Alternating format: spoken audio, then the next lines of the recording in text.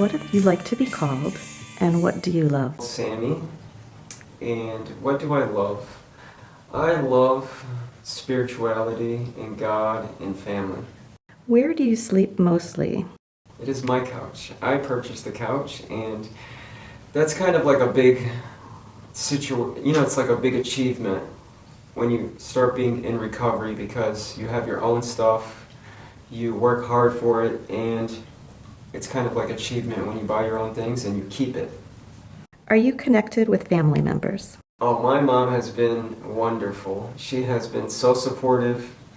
She has always gave me a safe place, and I'm talking about like a mental space, not an environment. She always gave me a safe place to come back to for trying. So she's always been rooting for me, and you need that support when you are fighting the battle of addiction and unhealthy habits, because you will make mistakes and you will fail, but to have somebody in your corner stronger and rooting for you and believing in you means literally the world, and it helped me change.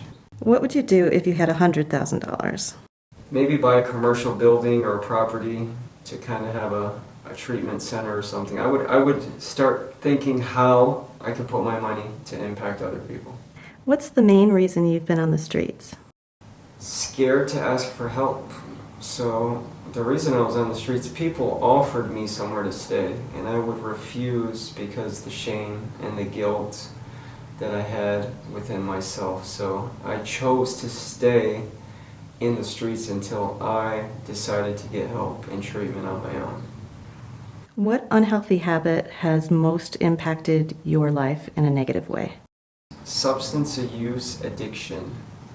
That impacted my life so negatively because of the consequences of that, including prisons, jails, relationship problems, money problems. It impacted my life in a very unhealthy way. What is the most healthy habit you have, and how does it impact your life? Prayer and meditation. It impacts my life because it gives me a moment to be grateful, to breathe, to realize how far I've come and where I want to go. So prayer and meditation is the healthiest habit that I have today.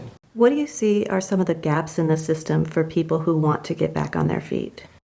Definitely, there's no safe place now in Washtenaw County especially, that if somebody wants to go to treatment, there's always a waiting list. And I remember waiting 10 days, 14 days to get a bed into treatment. So from the streets to treatment, there's a big gap because the funding is so short and there's not places to go. Have you ever tried a rehab program, and how did it feel helpful or not helpful to you?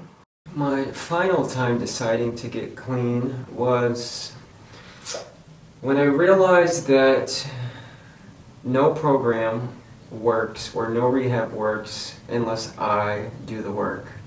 So I always thought that if I go to these programs or go to a treatment center or go to a group, then I would literally magically just stop doing what I'm doing and build healthy habits. So this time I had to realize that I have the power to change, and I'm worth changing, and I'm willing to put in the work to change, and I think that was the first time in my life that I made that decision.